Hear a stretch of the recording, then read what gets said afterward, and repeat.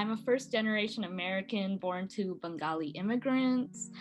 So they're from Bangladesh. A lot of people don't really know what that means when I say Bengali. It's fine. most of what I know about women and aging in our culture comes from just me and my mother being really close, and her experiences, and her stories from back home as well about my aunts, and both from her side and her sisters-in-law. And more recently, I've been trying to get to know what fellow younger generations in Bengali culture are feeling like. So I usually see that through social media, primarily Instagram. That's been my main source right now. And that's given me a lot of insight, actually, and a lot of relativity in the community. So it's really nice.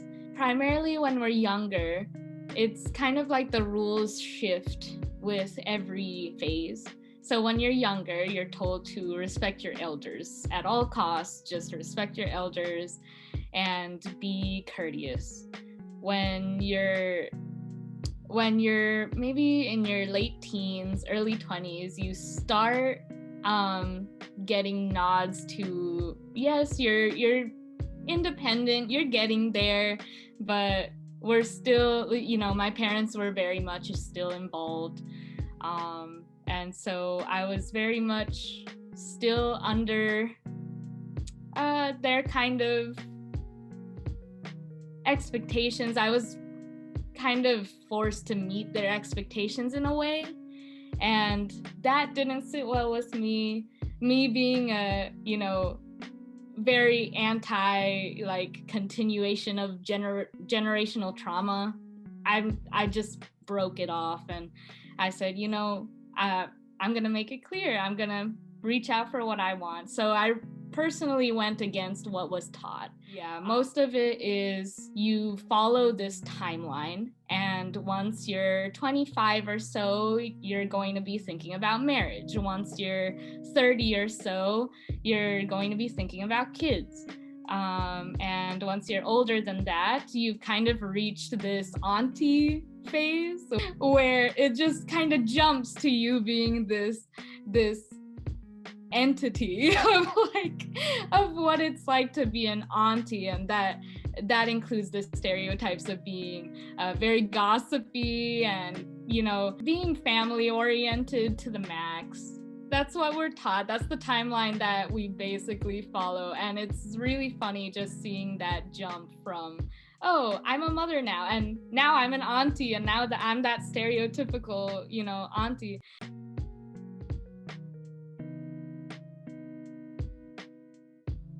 For me and my sister, while my parents claim to say that they claim that we're on an even playing field with my brother, I feel like in many ways they don't stand up to that promise. And so in our house, being a young girl, from my own experience, very much means I don't have an opinion. I don't have a voice. My opinion doesn't matter as much as my parents' opinion. And so I just listen to them. That's a very consistent theme in our culture and in my family specifically. And when I was finally able to move out for college, that was when they started shifting and they started saying, wow, she can do all these things by herself. That's impressive. But before that, my brother was given all the leeway, all the freedom. However, me and my sister were forced to stay in, not hang out with our friends. We weren't able to have sleepovers. We weren't able to, go out, do all the fun childhood things. And our parents were very much helicopter parents over just the girls, but the son had all the freedom in the world. So that's a big difference right there. And that really affected, the way me and my sister see our parents compared to how my brother sees our parents.